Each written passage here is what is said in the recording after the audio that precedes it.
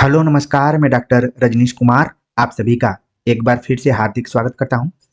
आज के video lecture में हम बात करेंगे यूजीसी नेट के पाठ्यक्रम में लगी हुई कहानियों के ऊपर, जिसमें कि हम देखने की कोशिश करेंगे कि जो भी कहानियां हैं उनके कहानीकार कौन हैं, उनका प्रकाशन वर्ष और किस कहानी संग्रह में संकलित हैं, पात्र कौन कौन से हैं और किस विषय वस्तु पर आधारित है।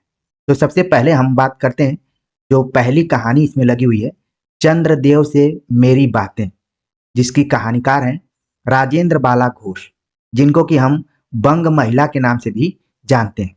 चंद्रदेव से मेरी बातें कहानी सन 1904 ईस्वी में प्रकाशित हुई।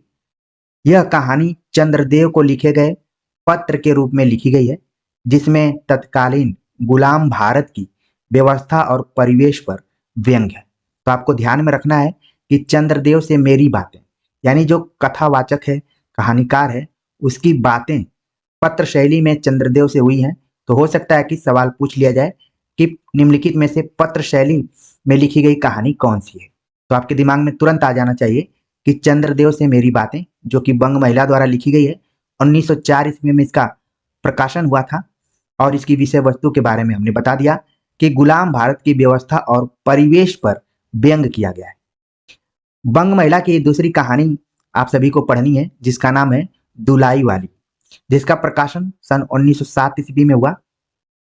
यह नवल किशोर द्वारा अपने मित्र वंशीधर से रेल में किए गए मजाक की सरस कहानी है, यानी कि दो मित्रों के बीच हुए संवादों पर आधारित है।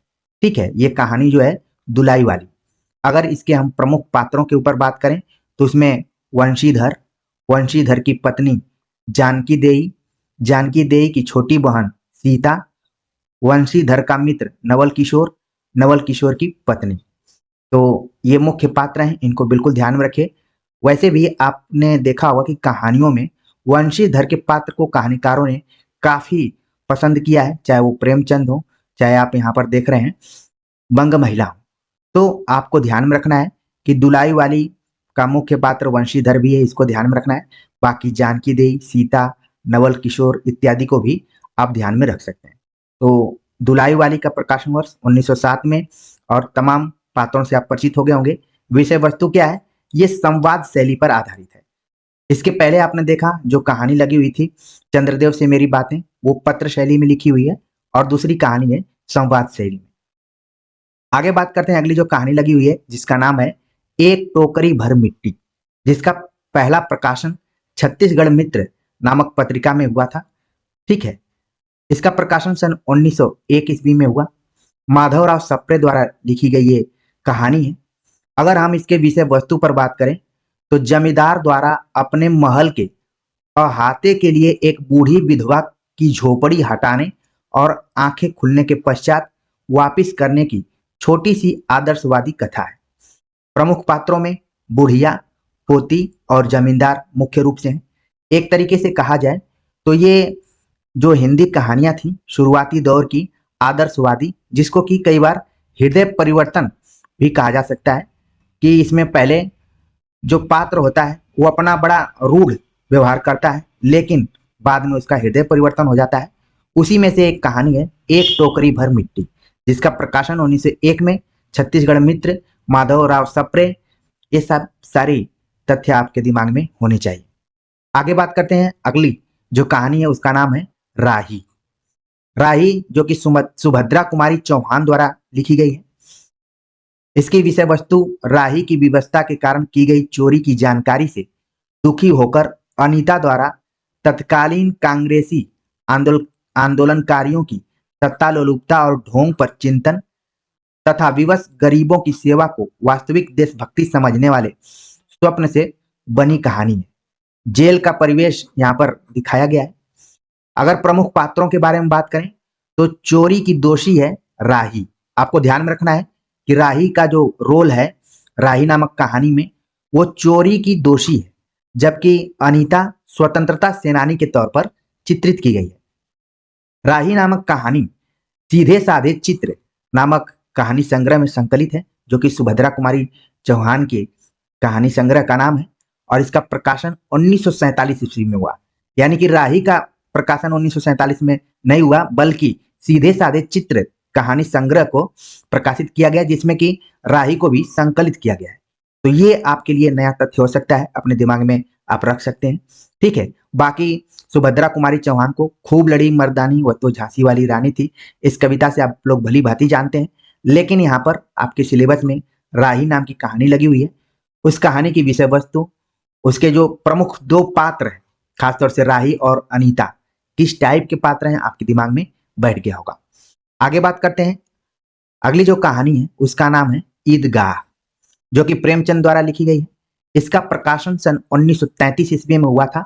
मानसरोवर खंड 1 में इसका संकलन किया गया है, जबकि आप मानसरोवर को जानते हैं कि कुल 8 खंडों में विभाजित है। तो पहले खंड में ही ईदगाह कहानी है। ईदगाह जो कि शुरुआत में उर्दू में लिखी गई थी और चांद नामक पत्रिका में इसका प्रकाशन हुआ था।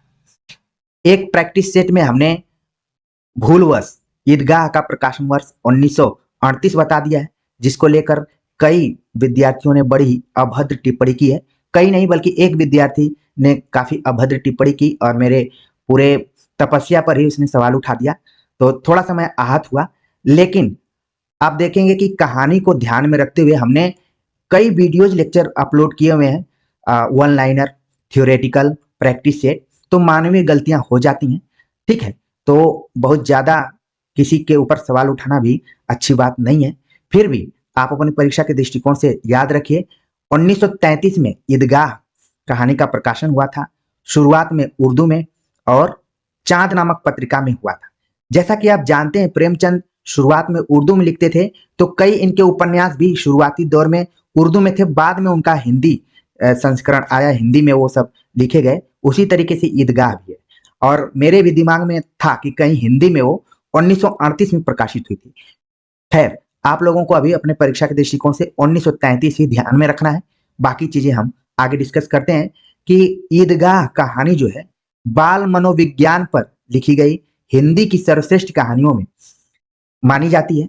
इसमें प्रेमचंद हामिद नामक बच्चे के माध्यम से दिखाते हैं कि गरीबी और अभाव में किस प्रकार बचपन की मासूमियत खत्म हो जाती है और बच्चे को समय से पहले ही परिपक्व हो जाना पड़ता है।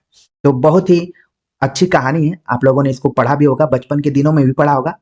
जो अगर पात्रों की बात करें तो 4 से 5 वर्षीय अनाथ हामिद है इसमें मुख्य पात्र, उसकी बूढ़ी दादी है, अमीना है, और इसके अतिरिक्त मोहसिन, आबिद, नूरे और सम्मी नाम के पात्र हैं। तो इन पात्रों को जरूर ध्यान में रखिए, क्योंकि बदलते हुए पैटर्न में जिस हिसाब से मिलान करने वाला क्वेश्चन बन रहा है, हो सकता है कि अब इस टाइप से कुछ गौण पात्रों का भी नाम दे दिया जाए और पूछ लिया जाए कि किस कहानी से संबंधित है।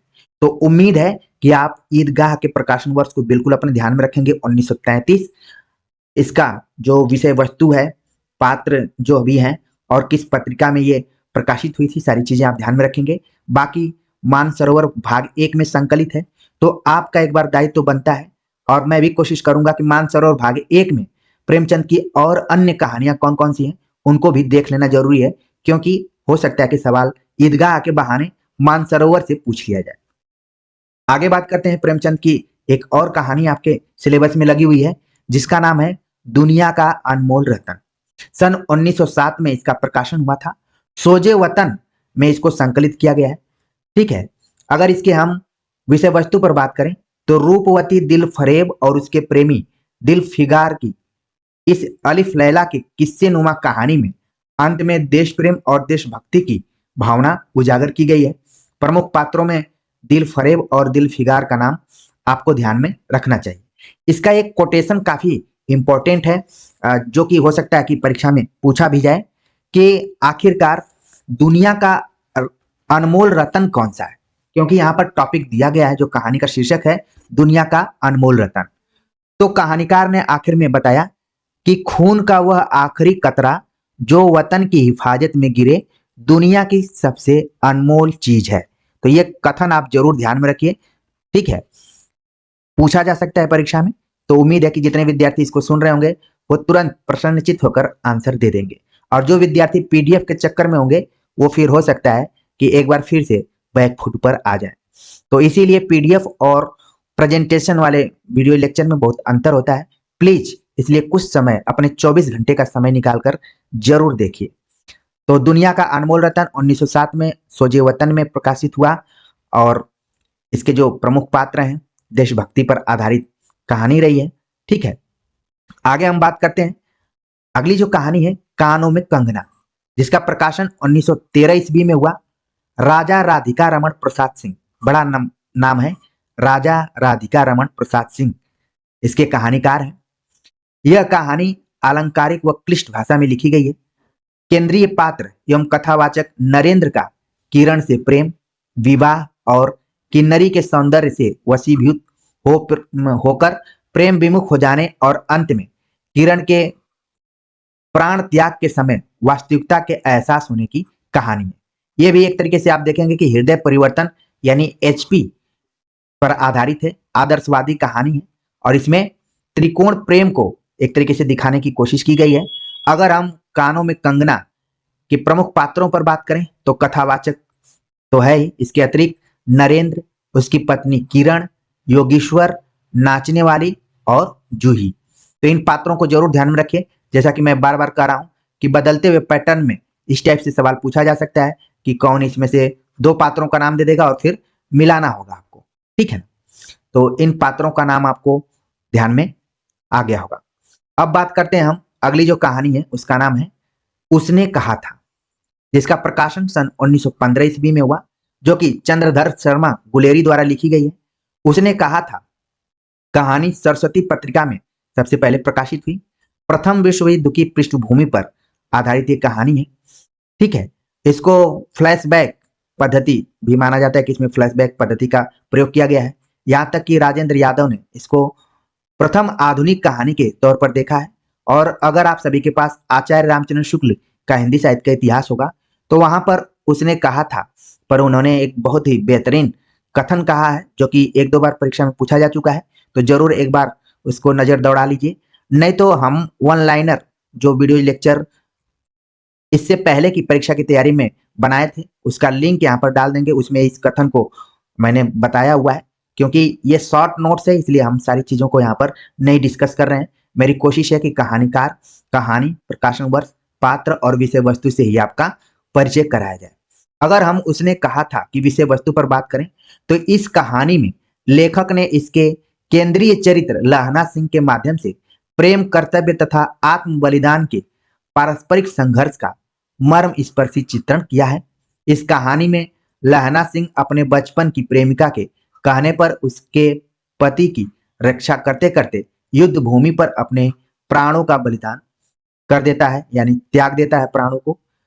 अगर हम प्रमुख पात्रों के बारे में बात करें तो जमादार लहना सिंह, सूबेदारिनी, ठीक है, सूबेदार हजारा सिंह, सूबेदार का बेटा बोधा सिंह, वजीरा सिंह, कीरत सिंह। ठीक है, तो ये प्रमुख पात्र हैं। इन पात्रों को बिल्कुल ध्यान में रखिए। बाकी आप लोगों ने उसने कहा था कहानी को पढ़ा होगा क्योंकि ये सभी विश्वविद्यालयों और महाविद्यालयों के पाठ्यक्रम में रहती है किसी न किसी रूप में।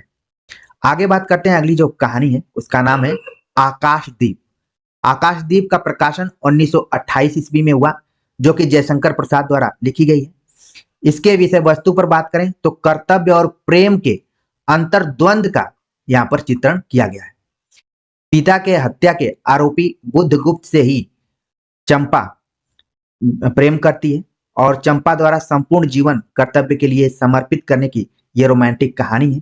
इसके प्रमुख पात्र के तौर पर आप देख रहे हैं कि चंपा और बुद्धगुप्त हैं। अगर सवाल पूछ लिया जाए कि चंपा बुद्धगुप्त का संबंध किस कहानी से है तो वह है आकाशदीप से। आकाशदीप कहानी जो है ये कहानी संग्रह भी है। ठीक है, तो इस तरीके से आपको ध्यान में रखना होगा कि आकाशदीप का प्रकाशन 1928 में जयशंकर प्रसाद। अगली जो कहानी आपके सिलेबस में लगी हुई है उसका नाम है अपना अपना भाग्य, जिसका प्रकाशन 1931 ईस्वी में हुआ था और इसका संकलन वातायन नामक कहानी संग्रह में हुआ है। अपना अपना भाग्य जैनेन्द्र द्वारा लिखी गई कहानी है। अगर हम इसके विषय वस्तु पर बात करें तो शिक्षित मध्य वर्ग की स्वार्थ परकता को उजागर करने वाली ये कहानी है। गुलाम भारत की 20वीं सदी के नैनीताल शहर का परिवेश लिया गया है। प्रमुख पात्रों में कथावाचक, उसका मित्र, वकील और 10 वर्षीय बेघर पहाड़ी बच्चा का इसमें जिक्र किया गया है। अगली कहानी जो आपके पाठ्यक्रम में लगी है उसका नाम है तीसरी कसम, जिसके कहानीकार हैं फणीश्वर नाथ रेणु। तीसरी कसम ठुमरी नामक कहानी संग्रह में संकलित है, जिसका प्रकाशन सन 1959 ईस्वी में हुआ था। अगर हम तीसरी कसम की विषय वस्तु पर बात करें तो हीरामन और हीराबाई के बैलगाड़ी सफर के माध्यम से लोक संस्कृति, उसमें निहित रस और मर्यादित निश्चल प्रेम को व्यक्त करने वाली कहानी है। और इसमें जो हीरा मन है वो 3 कसम कौन कौन सा खाता है, इसको भी आप लोग अगर कहानी पढ़े होंगे तो दिमाग में जरूर रखे होंगे। ठीक है, अब इसके प्रमुख पात्रों के बारे में बात करें तो गाड़ीवान हीरामन, कंपनी की औरत हीराबाई, पलट दास, लाल मोहर का नौकर लहसनवा, धुन्नी राम। अगर पिछले ईयर के क्वेश्चन पेपर को आपने देखा होगा तो यहाँ से एक सवाल पूछा गया था पात्रों पर आधारित। ठीक है, तो इसलिए आपको विशेष तौर पर ध्यान में रखना है, क्योंकि 2 पात्रों का नाम दे देगा और पूछ देगा कि कौन इसमें कौन कौन पात्र है, कौन कौन नहीं है। इस टाइप से भी क्वेश्चन आ रहे हैं। तो तीसरी कसम के पात्रों से आप परिचित हो गए होंगे। अगली जो कहानी है उसका नाम है लाल पान की बेगम। ये भी कहानी ठुमरी कहानी संग्रह में संकलित है, हरीश्वरनाथ रेणु द्वारा लिखित है। तो इसका भी प्रकाशन लगभग 1959 ईस्वी ही माना जा सकता है। अगर हम इसके विषय वस्तु पर बात करें तो बैलगाड़ी पर बैठकर नाच देखने जाने के इर्द गिर्द बुनी हुई यह कहानी है। कहानी बिरजू की मां के रूप में एक अलग सशक्त स्त्री को पेश करती है। अगर हम पात्रों की बात करें तो 7 वर्षीय बच्चा बिरजू, जिसका कि वास्तविक नाम वीरज मोहन है, उसकी बहन चंपिया है, पिता भी इसमें है, वृद्ध पड़ोसिन मखनी फुआ भी है, जंगी की नव विवाहित पतोहू भी है। ठीक है, तो ये कुछ प्रमुख पात्र हैं, आप जरूर ध्यान में रखिए। बिरजू, चंपिया, मखनी, जंगी की पतोहू या फिर जंगी, लाल पान की बेगम। अगली जो कहानी है उसका नाम है गैंग्रीन, जो कि अज्ञे द्वारा लिखी गई है। गैंग्रीन कहानी जयदोल नामक कहानी संग्रह में संकलित है, जिसका प्रकाशन सन 1951 ईस्वी में हुआ था। गैंग्रीन के विषय वस्तु पर बात करें तो किसी भी प्रकार के नएपन से रहित जीवन में व्यक्ति और व्यक्तियों के संबंध किस प्रकार टूटते हैं, इस कहानी का केंद्रीय वाक्य बताता है।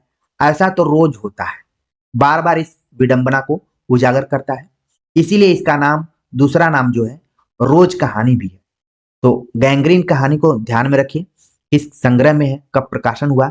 अगर हम इसके पात्रों का नाम बताएं तो मालती, डॉक्टर महेश्वर और बच्चा टीटी, ये प्रमुख पात्र हैं। अगली जो कहानी आपके सिलेबस में लगी हुई है उसका नाम है अमृतसर आ गया है, जिसके कहानीकार हैं भीष्म साहनी। इसका संकलन पहला पाठ नामक कहानी संग्रह में हुआ, जिसका प्रकाशन 1957 ईस्वी में हुआ। अमृतसर आ गया है कि विषय वस्तु भारत पाक विभाजन के समय बढ़ती सांप्रदायिक नफरत को एक चलती रेल के डिब्बे के भीतर की घटनाओं से व्यक्त करती कहानी है। इसके प्रमुख पात्रों में कथावाचक बाबू, सरदार जी, पठान, बुढ़िया, ये इसके प्रमुख पात्र हैं। भीष्म साहनी की एक कहानी और आपको पढ़ना है, जिसका नाम है चीफ की दावत। चीफ की दावत भी पहला पाठ नामक कहानी संग्रह में संकलित है। इसकी मूल समस्या वृद्धों की उपेक्षा को रखा गया है कि कैसे इसमें वृद्धों की उपेक्षा की जाती है, लेकिन उनके बिना हम तरक्की भी नहीं कर सकते, उनके अपमान को करके हम सुखी भी नहीं रह सकते। इस टाइप से इस कहानी को पूरा उठाया गया है। जैसे इसी से मिलती जुलती कहानी आपने वापसी पढ़ा होगा। ठीक है, तो इसमें क्या है कि वृद्धों की उपेक्षा को केंद्र में रखा गया है। प्रमुख पात्रों के बारे में बात करें तो शामनाथ, शामनाथ की पत्नी, चीफ साहब, बूढ़ी मां, ये प्रमुख पात्र हैं। आगे बात करते हैं, अगली जो कहानी है उसका नाम है कोसी का घटवार, जो कि शेखर जोशी द्वारा लिखी गई कहानी है। कोसी का घटवार जो कहानी है वो कहानी संग्रह भी है, जिसमें 10 कहानियों को संकलित किया गया है। ये इंपॉर्टेंट चीज है यहाँ पर। कोसी का घटवार सामाजिक जड़ मनोविज्ञान के कारण अधूरे रहे अनाथ फौजी गोसाई और लक्ष्मा के कालातीत प्रेम की अद्भुत कहानी है। यानी कि गोसाई और लक्ष्मा के प्रेम पर आधारित ये कहानी है। प्रमुख पात्रों के रूप में गोसाई और लक्ष्मण है। तो ये सारे तथ्य आप अपने दिमाग में रख लिए होंगे। आगे बात करते हैं अगली जो कहानी है, सिक्का बदल गया, जो कि कृष्णा सोपती द्वारा लिखी गई कहानी है। इसका संकलन बादलों के घेरे नामक कहानी संग्रह में हुआ है, जिसमें कि 24 कहानियों का संकलन है। ये भी इंपॉर्टेंट फैक्ट्स है, हो सकता है कि सवाल पूछ लिया जाए। तो सिक्का बदल गया, इसकी जो पृष्ठभूमि है, इसकी जो विषय वस्तु है, भारत पाक विभाजन के कारण होने वाले विस्थापन के दर्द की कहानी इसमें उठाई गई है। प्रमुख पात्रों में शाहनी, शेर, हसैना, बेगू पटवारी, थानेदार, दाऊद खां जैसे पात्र इसमें हैं। तो इनको जरूर ध्यान में रखिए आप। अगली कहानी है पिता, जिसके कहानीकार हैं ज्ञान रंजन। पिता कहानी फेंस के इधर उधर कहानी संग्रह में संकलित है, जिसका प्रकाशन सन 1968 ईस्वी में हुआ था। अगर इसके विषय वस्तु पर बात करें तो नए पुराने मूल्यों और संस्कारों की टकराहट का बड़ा ही सूक्ष्म अंकन और विश्लेषण ज्ञान रंजन ने किया है। पिता कहानी में लेखकीय दृष्टि या स्थिति का पूरा जायजा लेती है और दो पीढ़ियों के अंतर को सही रूप से पकड़ती है। नई पीढ़ी और पुरानी पीढ़ी के बीच में जो अंतर्द्वंद है, इस कहानी में पूरा दिखाई पड़ता है पिता कहानी। इसके अगर हम पात्रों की बात करें तो कथावाचक, उसकी पत्नी देवा और पिता मुख्य रूप से आते हैं। अगली कहानी है राजा निर्वंशिया। राजा निर्वंशिया कहानीकार हैं कमलेश्वर। राजा निर्वंशिया कहानी संग्रह का भी नाम है, जिसका प्रकाशन सन 1957 में हुआ। इसमें कुल 19 कहानियों का संग्रह है। अगर हम राजा निर्वंशिया की विषय वस्तु पर बात करें तो राजा निर्वंशिया की पौराणिक कथा के साथ साथ चंदा की आधुनिक कथा के द्वारा समांतर दोहरी कथा के माध्यम से आधुनिक जीवन की विसंगतियों का चित्रण करती एक नई कहानी है। तो आपको ध्यान में रखना है चंदा को।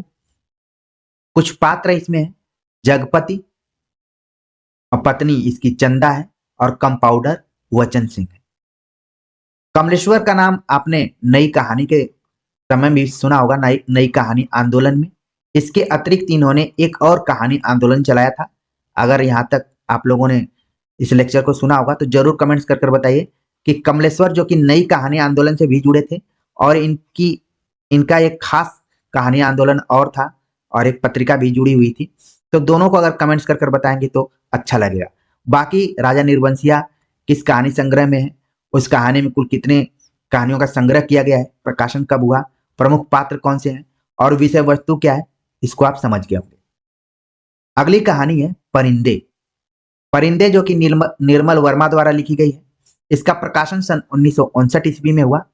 परिंदे कहानी संग्रह का भी नाम है, जिसमें कुल 7 कहानियों का संग्रह है। पूछा जा चुका है परीक्षा में कि परिंदे में कुल कितने कहानियों को संकलित किया गया है, तो आपको ध्यान में रखना है कि 7 कहानियां। अगर हम इसके विषय वस्तु पर बात करें तो इस कहानी का केंद्रीय तथ्य मध्यवर्गीय जीवन में व्याप्त अकेलापन है। सभी चरित्र न सिर्फ अकेले हैं बल्कि कभी न खत्म होने वाले इंतजार की प्रक्रिया में बोझिल, उदास और टूटे हुए हैं। अगर हम प्रमुख पात्रों की चर्चा करें परिंदे के तो Latika, doctor Mukherjee, mister Hubert, विद्यार्थी सुधा और जौली, गिरीश, करीमुद्दीन जैसे इसके प्रमुख पात्र हैं। और जैसा कि आप जानते हैं कि कहानी नई कहानी में डॉक्टर नामवर सिंह ने निर्मल वर्मा की कहानी परिंदे को नई कहानी की पहली कहानी भी माना है। तो इस तथ्य को भी आप लोग पहले से जानते होंगे। तो इस तरीके से हमने कोशिश की कि एक छोटे से वीडियो लेक्चर में यूजीसी नेट के पाठ्यक्रम में जो भी कहानियां लगी हुई हैं उन कहानियों के कहानीकार, प्रकाशन वर्ष, कहानी संग्रह, पात्र परिचय और विषय वस्तु परिचय से आप सभी को अवगत कराया जाए। हालांकि यूजीसी नेट के पाठ्यक्रम में लगी हुई कहानियों को ध्यान में रखते हुए हमने कई वीडियोज बनाए हुए हैं, आप लोगों ने देखा भी होगा। जो पुराने विद्यार्थी हैं तो नए विद्यार्थी भी उन पुराने वीडियो लेक्चर को जरूर देखते रहें और अपनी तैयारी अच्छे से करते रहें। उम्मीद है कि ये वीडियो लेक्चर आप सभी को पसंद आया होगा। तो कमेंट्स कर जरूर बताइएगा। मिलते हैं एक नए टॉपिक के साथ, तब तक के लिए नमस्कार।